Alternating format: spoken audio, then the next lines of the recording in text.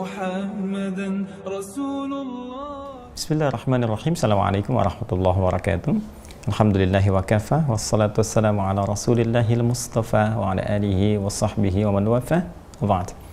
Masya Allah, ibadah kita, sholat, kemudian qiyam, siyam, puasa kita khususnya, dan doa-doa kita dikabulkan oleh Allah Subhanahu wa Ta'ala, diterima dengan penerimaan yang baik, dan diberikan rahmat oleh Allah Subhanahu wa Ta'ala dalam kebaikan insyaallah. Amin, amin ya rabbal alamin. Jadi Imam Al-Bukhari, beliau menuliskan 97 tema besar, diberi nama dengan kitab. Nah, kitab ke-30 ini yang ada di tangan saya sekarang ini, saya bukakan ya di halaman 280. Nah, ini Kitabus Shaum yang ini ya.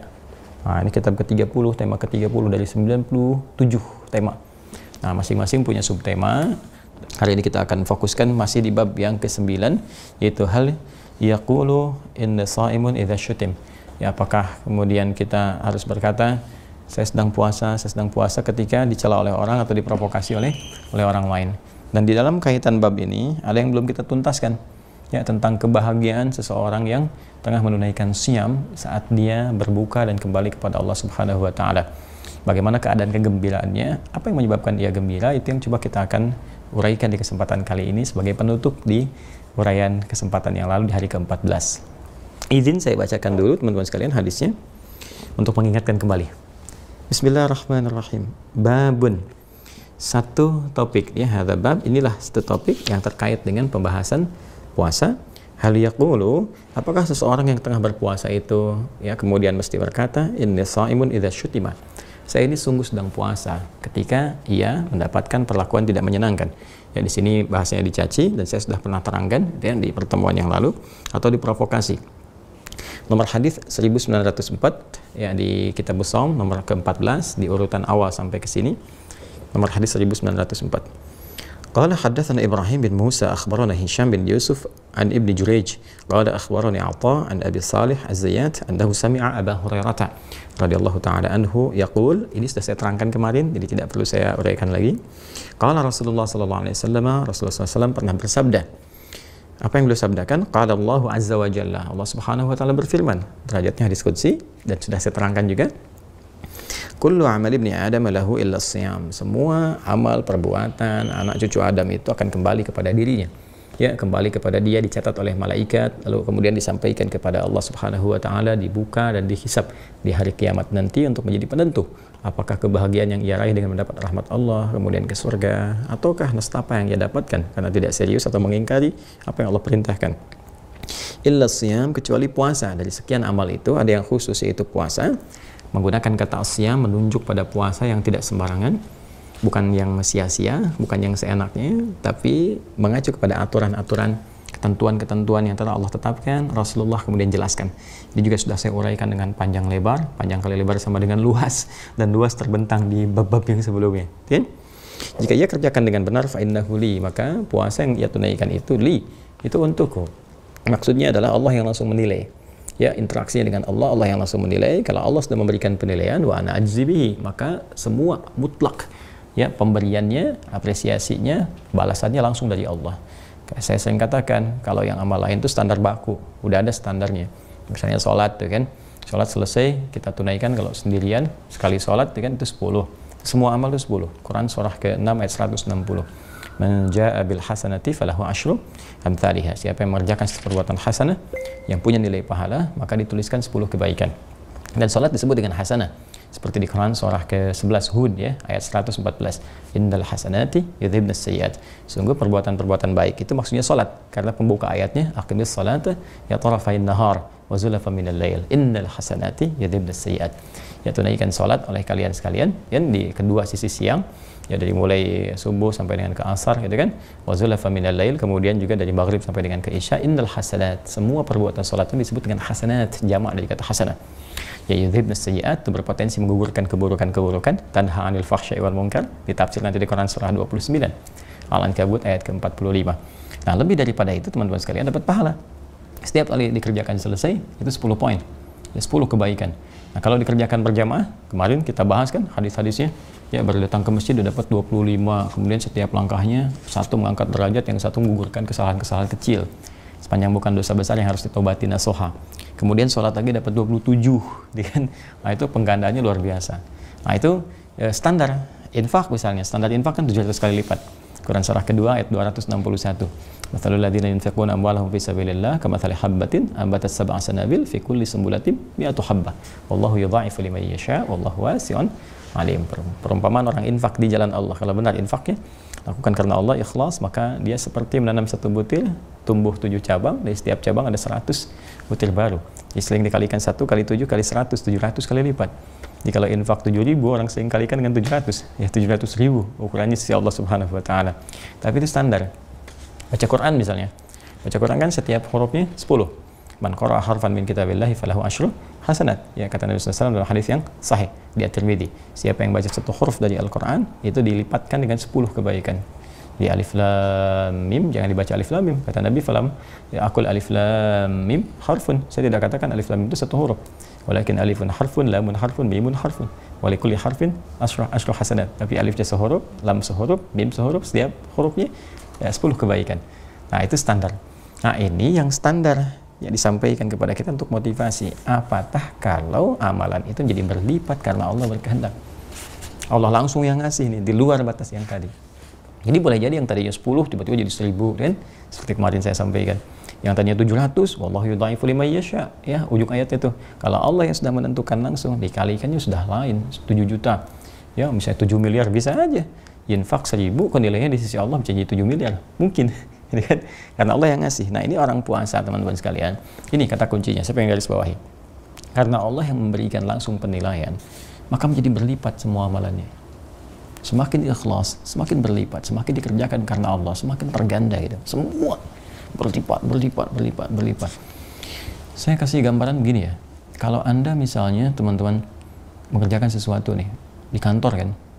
Nah, tiba-tiba ini laisa kamitslihi syai' ya, nggak ada yang serupa dengan apa yang Allah tetapkan. Ini kasih ilustrasi yang singkat di kehidupan kita. Anda ke kantor, biasa dapat gaji misalnya kan sebulan 5 juta.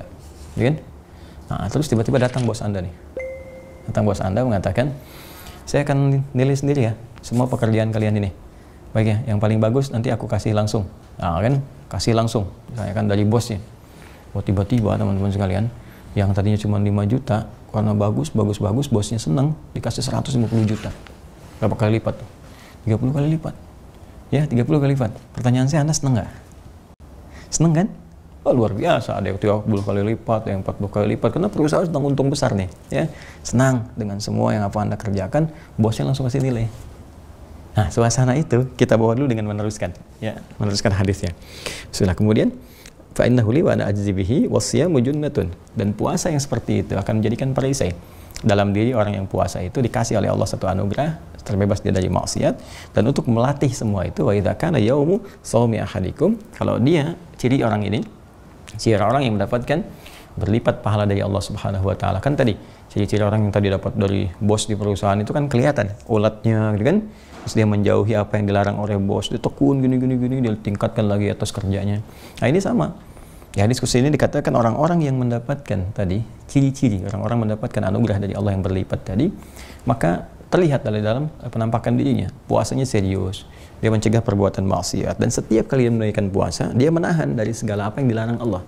Wa idza kana yaumu shaumi ahadikum, dan setiap kali ditetapkan kepada dia hari untuk dia berpuasa, dia menahan, fala yarfuth, maka dia menjaga untuk tidak berkata-kata kotor, menjauhi larangan.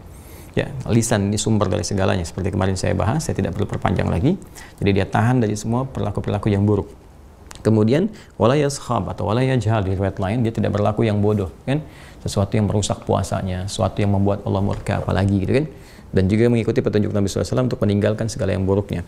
Fa in sabahu ahadun aw qatalahu, kan? Maka jika ada orang yang mencela dia, mencela di sini pakai sab, kemarin saya terangkan, kalau syatama langsung kepada aspek fisikal kita, kalau sabah itu aspek kepada kadang-kadang non fisikal, ya seperti keyakinan kita, gitu kan? Kemudian apa yang kita orientasikan dan sebagainya, itu yang dicela.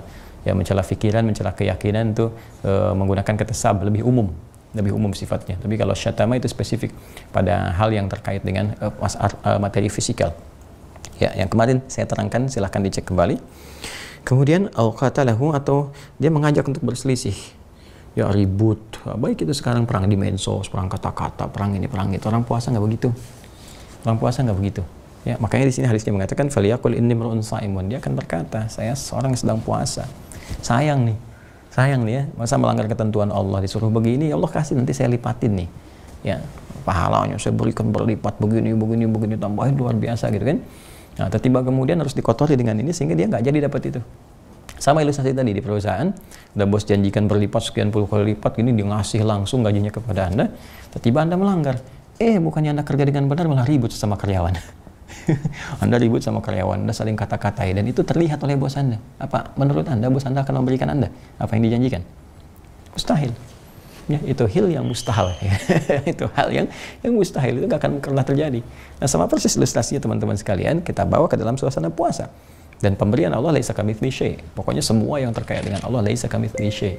Gak ada yang serupa dengannya. Ya. Nah, kita ambil ilustrasi tadi dalam dunia kehidupan kita saja, kita tarik kemudian untuk memahami apa yang Allah sampaikan kepada kita. Nggak ada bandingan yang Allah berikan kepada kita. Luar biasa, semua tinggi, tapi harus dikotori dengan ini. Kan terprovokasi, malah berselisih, malah saling ejek, saling cela, saling bikin hoax, saling umbar aib, gitu kan? Dan sebagainya. Nah, ini hal-hal yang seperti ini, teman-teman sekalian, maka wallazi nafsu Muhammadin biyadihi, kan?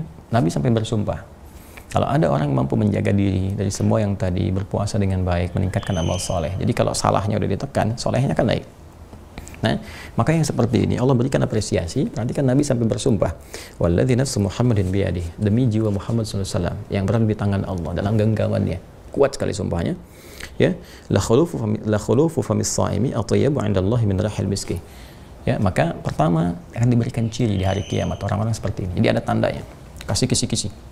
Ya, orang-orang yang seperti ini itu di hari kiamat, teman-teman sekalian, itu diberikan kemuliaan ya oleh Allah Subhanahu wa taala. Ada tandanya.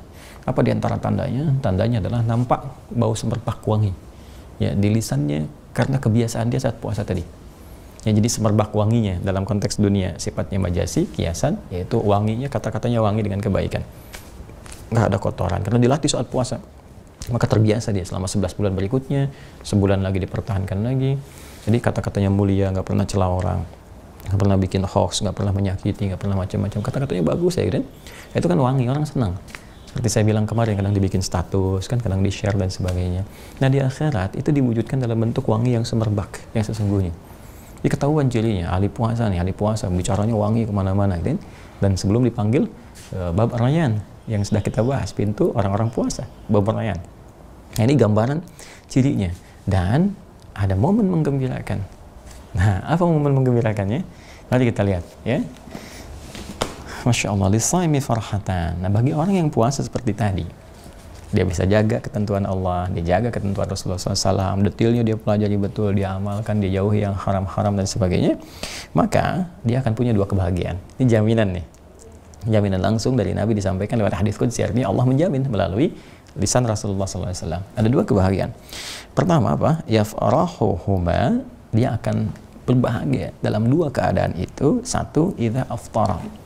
Ya, fariha, yaitu pertama saat dia tengah berbuka. Tiba waktunya. Jadi waktunya dia buka. Nah, ini wajar kan, teman-teman sekalian? Nah, sekarang gini, Anda kerja dengan maksimal, semuanya dikerjakan, dijanjikan tadi dilipatkan sekian puluh kali lipat ini dan sebagainya. Tiba kemudian waktu kerjaannya jam 7 sampai jam 5 misalnya, ya kan? Nah, terus Anda sudah mengerjakan semua itu nih. Tiba kemudian ada tiba waktunya nih mau selesai. Ya, jangankan jam 5, mendekati jam 5 aja Anda sudah senang. Begitu jam 5 selesai, wah, Masya Allah, kan? Dah tuntas nih, Anda bahagia, Anda bisa menunaikan tugas sesuai dengan yang diberikan pada Anda. Nah, maka orang puasa juga demikian. Begitu dia sampai, ya teman-teman sekalian, kepada waktu dia akan berbuka, bahagia luar biasa. Kenapa? Karena apa yang dia telah kerjakan tadi, ya, itu telah tiba perhitungannya di sisi Allah Subhanahu wa taala. Itu setiap hari. Jadi sebetulnya orang puasa itu harusnya bahagia tiap hari. Gitu. Ya, puasa itu harusnya bahagia. Puasa itu bukan lemes, nunggu-nunggu buka, lihat jam lagi. Walaupun itu proses. Itu proses menuju kebahagiaan yang sejati. Itu proses. Nanti pada akhirnya akan naik, udah lupa dengan semua itu, menikmati ibadah. Ya, menikmati ibadah. Apalagi dia paham dengan semua tadi. Oh, yang dia kerjakan, dia lakukan ini, lakukan itu, sampai dia kumpulkan semuanya. Ya, makanya nanti ada satu apresiasi yang tinggi itu ketika dia akan tiba pada saat buka puasa itu. Ada satu riwayat hadis yang menyampaikan motivasi kepada dia bahwa saat berbuka itu tibalah janji Allah untuk diberikan kepada dia. Ya, itu tetap pahala dia ditetapkan. Ya, pahala itu dalam konteks kehidupan akhirat kita disebut ajrun. Lahum ajrun ghairu mamnun. Nanti tetap itu sabat. Ya, sabatal ajru, tetap nih. Ya, kamu udah berusaha untuk begini, untuk begitu. Wah, itu kalau bonus dunianya tuh hilang. Hausnya udah mau hilang nih kan, dia bahagia, udah selesai semuanya gitu kan. Terus kemudian tenggorokannya akan mulai basah nih, udah mau minum karena udah selesai, nahan ini selesai, itu selesai, dan dia yakin ada pahala sih Allah Subhanahu wa taala. Gitu kan? Maka ini ditafsir nanti di hadis yang lain. Kalau kita buka hadisnya Abu Daud ya. Sini hadis riwayat Abu Daud. Nah, ini di Kitabus Shiyam. Ini yang kitab saya. Ya, yang ini teman-teman sekalian ya. Nah, di kitab ini di halaman 317. Masih di Kitabus Shaum 317 bab 22 kalau saya nggak salah. Ya. Bismillah. Nah, ini dia kita ketemu. Halaman 317. Nah, ini dia. Nah, nih, betul bab 22. Ya. Nah, ini. Bab 22 halaman 317 ini ya. Kitabnya yang ini ya, yang saya punya ini. Ya, yang belum ada syarah, kan? Nah, langsung hadis semuanya. Nah, ini yang bawah nih. Ya. Baik. Babul qauli 'indal iftar. Bab apa yang dibacakan, ya apa yang dibacakan 'indal iftar ketika berbuka. Nah, ini dia. Kan tadi di hadisnya Al-Bukhari disampaikan kepada kita kan? Ya, ini teman-teman sekalian, lis-shaimi farhatani yafrahuhuma idza aftara. Fariha. Yang pertama adalah ketika dia berbuka, dia gembira. Ya, ketika dia berbuka dia gembira. Aftara yuftiru iftaran. Nah, kenapa dia gembira? Jadi aftara berbuka, yuftiru akan berbuka, iftaran saat buka. Ya kan? Nah, sifatnya keadaannya kata bendanya. Ini dia saat buka itu saat iftar. Nah, makanya iftar jima'i, ya buka bersama, ya kan? Dan seterusnya. Nah, saking gembiranya dia berkata sesuatu. Apa yang dia katakan? Nah, yang dia katakan nih. Qala, ini ditafsir di hadis dengan hadis lagi. Misalkan kita Quran dengan Quran, Quran dengan hadis dengan hadis. Ya, lihat sini. Bismillahirrahmanirrahim. Hadis di bab ke-22, babul qauli 'indal iftar, nomor hadis 2357. Qala haddatsana Abdullah bin Muhammad bin Yahya, Abu Muhammad haddatsana Ali bin Al-Hasan, akhbarani Al-Husain ibn Waqid haddatsana Marwan, yani ibn Salim Al-Muqaffa, qala ra'aitu ibn Umar yaqbidu 'ala lihyatihi fayaqta'u ma zada 'ala al-kaffi wa qala kana Rasulullah sallallahu alaihi wasallam idza aftara qala. Ini riwayatnya dari Ibnu Umar ya radhiyallahu taala anhuma. Ibnu Umar Ibnu Al-Khattab radhiyallahu taala anhuma. Ya, jadi beliau meriwayatkan satu hadis dan beliau faqih, ahli fikih gitu kan. Satu kali beliau sedang menggenggam jenggotnya ya begini ya kan. Nah, gitu kan. Lalu kemudian ketika seperti ini kan kadang-kadang ada yang rontok gitu kan, atau ada yang nempel di tangan atau apa. Nah, ini sambil dirapihkan oleh beliau, yang nempel di sini kemudian beliau sisihkan ya, dirapihkan. Intinya sedang merapikan jenggotnya. Setelah itu, beliau menyampaikan satu hadis dari Nabi SAW. Apa hadisnya? Ini dia. Karena Rasulullah SAW adalah kebiasaan Nabi SAW, Nabi SAW idza aftara, jika beliau berbuka, qala, beliau mengatakan, ini dia, dhahabal dhama'u wabtallatil uruqu wa thabatal ajru insyaallah. Yang tadi, ya kan? Dia berjuang dan sebagainya, kemudian dia merasa ini alhamdulillah waktunya tiba nih. Wah, sekarang tenggorokan dah mulai basah insya Allah gitu kan. Nah, kemudian dahaga juga akan mulai hilang. Lebih daripada itu, pahala yang Allah janjikan tadi insya Allah bisa diraih. Ya, kita punya keyakinan sebelum kita pulang diperlihatkan itu semua. Nah, pahala tadi disebut dengan ajrun, ya kan? Thabata, telah ditetapkan. Maka di sini kita katakan dhahabal dhama'u, ya kan? Telah hilang nih dahaga itu. Telah hilang dahaga itu kan. Nah, jadi yang tadinya ini bisa dipahami dengan i'tibar mayakun. Jadi di ilmu balaghah itu begini, ada ungkapan kana tapi i'tibar mayakun. Diungkapkan dengan fi'il madhi tapi bentuknya mudhari'. Nah, ini banyak ini ya.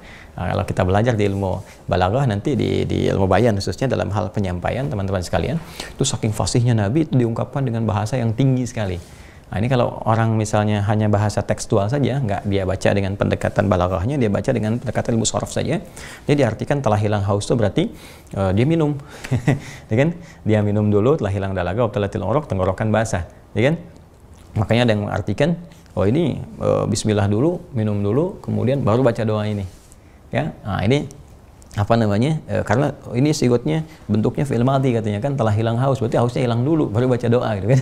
Seterusnya, nah, itu kita hargai nggak apa-apa. Tapi kalau saya lebih memahami ini dalam perspektif ilmu balaghah dengan tingkatan yang sangat tinggi. Jadi dhahaba di sini fi'il madhi tapi i'tibar ma yakun, pada sesuatu yang akan terjadi. Jadi bukan saat telah kita buka baru dibaca. Kalau saya baca ini sebelum buka, sebelum minum, ya sebelum minum. Sebelum minum, kita akan minum, kita merasakan suasana itu. Makanya kan orang puasa itu jangankan saat minum, dengan adzan sudah bahagia. Allahu Akbar, Allahu Akbar, buka. Udah bagi anak-anak kecil kan. Nah, orang dewasa itu maunya beda. Kalau anak kecil kan pengen makan, minum. Orang dewasa bukan itu. Orang dewasa ke hadis tadi. Alhamdulillah ya Allah, tuntas sudah saya bisa menegakkan perintah Allah Subhanahu wa taala. Ya Allah, alhamdulillah ada pahala yang langsung Allah berikan. Dan kita yakin itu. Ya, makanya insyaallah dhahabad dhama akan hilang. Nah, itu fi'il madhi masuk ke mudhari. Nah, adzan berkumandang, sudah akan hilang haus nih, akan basah tenggorokan nih, dan akan ditetapkan. Makanya pahalanya nih ditetapkan, akan ditetapkan oleh Allah saat ini juga, gitu kan? Dan nanti akan saya lihat di hari kiamat pahala yang telah Allah siapkan. Pengen rasanya, pengen cepat lihat, gitu kan? Nah, ini banyak di Quran juga banyak. Inna fatahna laka fatham mubina. Kan surah Al-Fatah itu surah ke-48, ya kan itu fatahnya itu telah. Ya, fi'ilnya fi'il madhi, tapi maknanya mudhari. Ya, padahal saat ayat itu turun, Fatu Makkah belum terjadi. Inna fatahna, kami akan bukakan, sungguh kami akan tetapkan untukmu, ya, akan dibukakan untukmu Makkah, ya, dan dengan pembukaan yang dahsyat. Kenapa menggunakan bentuk fi'il madhi? Untuk memberikan motivasi, seakan-akan Makkah itu udah di tangan, sehingga ketika datang ke sana udah lebih semangat. Sama ini juga, kenapa menggunakan bentuk fi'il madhi di sini? Memberikan gambaran kepada kita seakan-akan pahala itu udah kita dapatkan dan kebahagiaan itu udah kita raih. Jadi orang puasa itu teman-teman sekalian, baru dengar azan aja, ya seakan-akan tenggorokan udah basah. Ya, seakan-akan udah enak gitu. Makanya ketika puasa, Allahu Akbar, tuntas. Kayaknya kan udah basah ya tenggorokan itu. Coba silakan, energinya akan beda. Orang puasa, dengar azan, azannya maghrib, bukan azan duhur. Azan duhur langsung tergerak, langsung semangat. Ya, itu tandanya ada persoalan. Azan maghrib, begitu azan maghrib, dia senang seakan-akan tenggorokan basah. Nah, itu yang dimaksudkan di sini. Ya, nah makanya dia berkata, kan, dhahaba dhama wa btallatil uraq wa thabatal ajru insyaallah. Dan kemudian dia minum dan teruskan dengan doa yang lain. Karena ini baru doa pembuka, teman-teman sekalian. Ini baru doa pembuka. Ya, jadi di sini Allah telah tetapkan kepada dia satu pahala, satu kebaikan, dan ditetapkan di antara kebaikan yang lain adalah Allah akan memberikan pengabulan doa untuknya. Nanti ada di hadis lain, hadis sahih. Thalathatun la turaddu da'watuhum, 3 golongan yang tidak akan ditolak doanya. Ya, yang pertama adalah imamul adil, pemimpin yang adil. Pemimpin yang adil jangankan kebijakan, doanya dikabulkan oleh Allah Subhanahu wa taala. Kemudian yang kedua, lis-shaimi hatta yuftira. Seorang yang puasa sampai dia buka. Nah, buka itu puncak kita sebetulnya. Ya, kita mengerjakan segala hal apapun dan sebagainya, kita punya kebutuhan, kita sampaikan kepada Allah, Allah kasih. Ya, sama dengan Anda punya asisten rumah tangga kerja luar biasa, Anda perintahkan jam 6 kerja, di jam 5 udah kerja. Ya, kemudian dia maksimalkan semuanya, tiba-tiba dia datang kepada Anda. Ya Pak, Ibu, saya ada kebutuhan sebetulnya. Ini anak saya besok mau ujian belum bayar 1 juta. Anda, menurut Anda punya kemampuan, Allah titipkan pada Anda lebih, yang ada apa-apanya misalnya, bahkan bisa Anda kasih 2 juta. Kan? Nah, ini sama persis saat sedang Anda dalam keadaan puasa, ya, Anda memohon kepada Allah, Nabi sampaikan kepada kita. Itu saat-saat mustajab, dikabulkan doa. Makanya ini doa pembuka. Begitu Anda bahagia seperti ini, jangan lupa doanya, minta kepada Allah. Apakah pengen minta hafal Quran kah, kan? Pengen minta bisa dilancarkan kehidupan, pengen dapat husnul khatimah, pengen kembali pada Allah dalam kebaikan dan sebagainya. Jelas ya? Nah, makanya ada sebagian doa-doa lain juga yang disebutkan di sini, masih di Sunan Abu Daud, teman-teman sekalian. Hadisnya setelahnya lagi letaknya. Ini setelahnya nih. Ini ini yang tadi nih 2357, ya kan?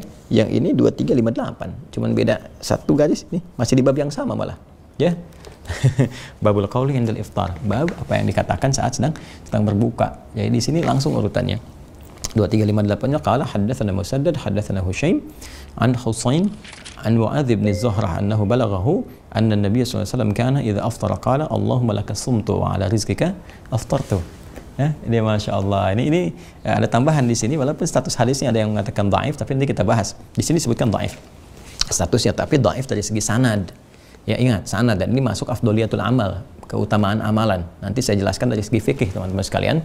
Jadi urutannya begini, kalau dari segi fikih itu ada hadis-hadis ya, fikih hadisnya. Kalau status hadis yang terkait dengan keutamaan amal yang tidak mengikat kepada pokok ibadah langsung, bukan hadis tentang sholat misalnya langsung, hadis tentang praktikal hajinya langsung, apalagi tentang akidah misalnya, tapi hadis ini terkait dengan keutamaan tambahan kehidupan amal saja.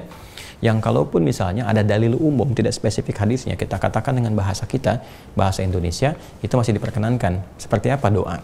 Doa itu kan diminta oleh Al-Quran, bahkan oleh Nabi, perbanyak doa. Terus kan tidak semua doa-doa yang kita akan panjatkan boleh jadi situasinya sama dengan orang lain, bahkan sama dengan di masa Nabi SAW. Ya, ini tadi malam ada seorang siswa datang ke saya minta doa supaya dia luluskan SMBPTN ya, dulu UMPTN itu kan. Nah, di media sosial juga ada tuh yang minta-minta, saya pengen kesini, mohon didoakan dan sebagainya. Nah, zaman Nabi mana ada SMBPTN Joni? Ya kan, zaman Nabi kan ujian kehidupan yang banyak. Ya makanya pas ada anak mau sekolah besok ujiannya, aduh Pak mohon maaf Pak, janganlah Pak. Kenapa? Udah banyak ujian kehidupan Pak, masa ujian lagi?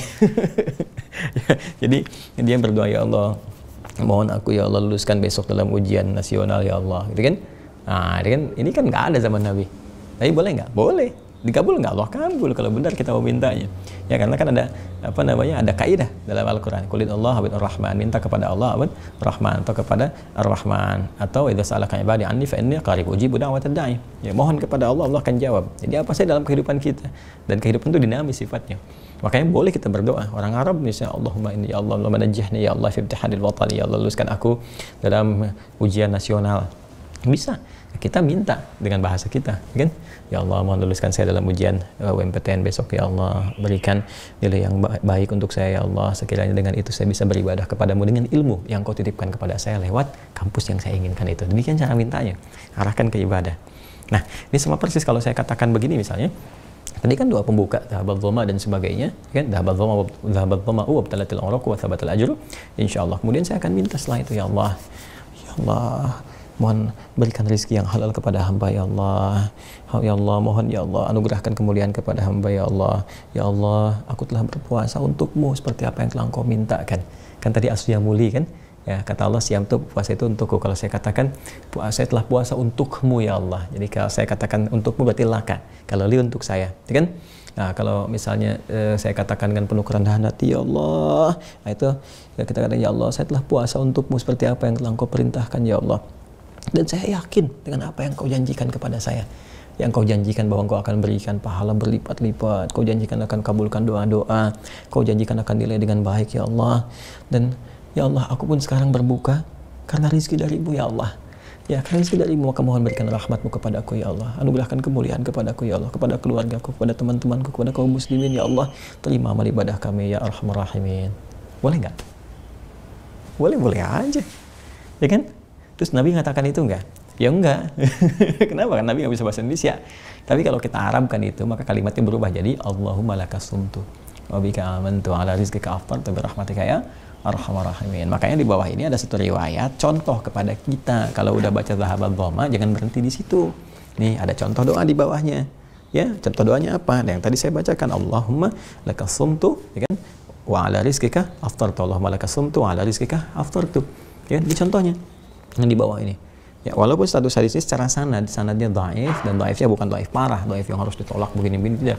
Tapi punya keutamaan amal dari isinya, matannya benar. Maka jadi contoh Imam Abu Daud itu kan faqih, ya kan? Masa Anda mau katakan Imam Abu Daud bid'ah nih? Bid'ah apa gitu kan? Nah, jangan sembarangan lah berkata ya. Di sini kita kembalikan ke sini. Ini contoh dari ulama bagaimana kita memohon kepada Allah Subhanahu wa taala. Jadi benar. Kalau ada yang berdoa misalnya pada saat puasa, benar dia katakan dzabadzam wa talatil urq wa ajr insyaallah. Dia katakan, ya Allah, dia di hadis qudsi mengatakan siyamuli, kita katakan Allahumma laka sumtu, ya Allah, kepadamu aku untuk mau puasa seperti apa yang telah Engkau perintahkan. Allahumma laka sumtu.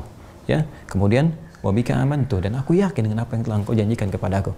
Wa ala rizqika aftartu, dan aku sekarang puasa pun rezeki darimu, ya Allah. Dan birahmatika ya arhamar rahimin, dengan rahmatmu ya arhamar rahimin, yang maha pemberi rahmat. Rahmat itu kan puncaknya. Allah ngasih sayang rahmat, Allah ngasih ampunan rahmat, Allah ngasih keberkahan rahmat. Jadi kita minta rahmat, nggak minta banyak ya Allah, karena waktunya singkat.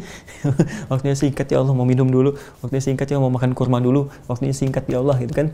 Mau makan dulu ya, atau mau sholat maghrib, yang penting rahmatmu aja saya minta, kan. Itu bahasa singkatnya. Jelas ya? Nah, jadi sebetulnya apa yang sering kali diperdebatkan di masyarakat, esensinya nggak dipahami. Jadi kalau kita ngerti esensi, teman-teman sekalian, justru akan diamalkan. Ya, akan diamalkan. Ya, jadi jangan berdebat pada sesuatu yang nggak dipahami. Ya, itu namanya menunjukkan satu ketidaktahuan. Saya tidak mengatakan kebodohan ya. Ya, saya katakan buat Tuhan saya mengatakan ketidaktahuan. Jangan berdebat pada sesuatu yang tidak dipahami. Ini menunjukkan satu hal yang tidak diketahui, ya, menunjukkan ketidaktahuan kita, dan itu sesuatu yang parah. Ya, karena itu kita pahami esensinya, kita amalkan dalam kehidupan. Itu asalnya. Ya, saya sudah tunjukkan kepada dalilnya, kitabnya saya tunjukkan juga yang mana, halamannya tunjukkan, kemudian nomornya disampaikan, pembahasan ulamanya jelas, ya, kita ketahui. Dan hadis tadi sebetulnya di riwayat lain juga yang Allah malakas sumtu itu ada yang menguatkan, ya, ada ada yang mengatrol menjadi statusnya yang sahih, yang baik. Artinya apa? Artinya doa itu dianjurkan kepada kita untuk dibaca sekiranya nggak ada bacaan-bacaan lain yang kita hafalkan, maka itu sudah mencakup keseluruhannya. Jelas ya? Baik. Nah, kita kembalikan kepada yang tadi, teman-teman sekalian. Maka ada keadaan yang selanjutnya, yaitu wa idza laqiya rabbahu fariha bisamih. Dan jika dia berjumpa dengan Rabbnya, dengan Allah Subhanahu wa taala, maka dia punya kebahagiaan yang tinggi karena membawa puasa yang telah ia tunaikan. Ya jelaslah. Dia buka aja di dunia dia bahagia karena Allah Subhanahu wa taala tetapkan pahala untuk dia, terus dikasih rahmat, kasih ampunan, kasih ini, kasih itu, kasih ketenangan. Apalagi sekarang waktu pemberiannya tiba. Kayak gini lah, tadi yang saya ilustrasikan ya, dan laisa kamitslihi syai'. Anda kerja jam 5 sampai jam 7, mulai sekarang dilipat gandakan sampai 30 kali lipat, biasa dapat 5 juta, dapatnya 150 juta. 150 juta. Ya, Anda kerja jam 5 sampai jam berapa? Jam 3 sampai jam 7 sampai jam 5, 7 pagi sampai jam 5 sore. Pembagian hadiahnya misalnya ba'da maghrib. Bagian hadiah apa? Ba'da maghrib. Maka Masya Allah jam 5 begitu selesai, senang Anda, Alhamdulillah ya Allah, tuntas pekerjaan saya ya Allah. Ini kan ya Allah, Alhamdulillah, bos nyuruh begini, saya kerjain, selesai. Tiba nunggu maghrib deh, nunggu dipanggil. Begitu tiba maghrib, selesai sholat maghrib, tibalah pemberian itu. Masya Allah, yang biasa dapat 5 juta, sekarang di tangan Anda 150 juta. Kebayang ya Allah. Ya Allah, Alhamdulillah, buat lebaran ya Allah, kan? Alhamdulillah, buat persiapan umrah, Alhamdulillah, kebayang semuanya. Dan itu di tangan Anda. Apalagi orang yang beriman, yang puasa, yang dia diyakinkan oleh Allah dengan hadis qudsi, dia yakin itu semua, tiba-tiba hari keyakinan itu tiba, diberikan di hadapan dia. Enggak terukir itu. Enggak terukir kebahagiaan dia selama ini tunaikan saat di dunia. Bertahun-tahun dia lakukan, sekarang tiba masanya pembalasan dalam konteks kebaikan yang dia dapatkan. Nah, ini teman-teman sekalian yang kita coba dapatkan, dan ini sudah kita bahas ini juga di hadis Muslim, hadis 1151. Ya, sudah kita dapatkan kemarin. Jadi seperti itulah teman-teman kita mengaji, ya, dan memahami. Jadi ada kenikmatan dalam ibadah, semangat dalam penunaiannya, kan? Dan benar dalam kita punya landasan, dan objektif dalam penilaian, serta kita gembira riang, ya, dalam menunaikan setiap titah Allah Subhanahu wa taala. Sekiranya itu yang saya sampaikan. Ya, mudah-mudahan bisa dipahami, mudah-mudahan bisa diamalkan dengan baik. Maafkan saya kalau ada yang kurang berkenan. Semoga Allah merahmati kita semua, mengampuni kita, dan menerima amal ibadah kita. Allahumma taqabbal minna innaka antas samiul alim wa tub 'alaina innaka antat tawwabur rahim.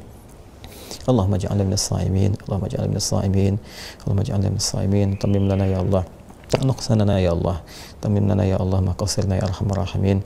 Taqabbal minna ya mana salawatina wa rukana wa sujudana wa tammim taqsirana ya arhamar rahimin. Wa sallallahu ala sayyidina Muhammad wa ala alihi wa sahbihi ajma'in. Wa akhiru da'wana subhanakallahumma bihamdika asyhadu an la ilaha illa anta astaghfiruka wa atubu ilaik. Walhamdulillahi rabbil alamin. Assalamualaikum warahmatullahi wabarakatuh.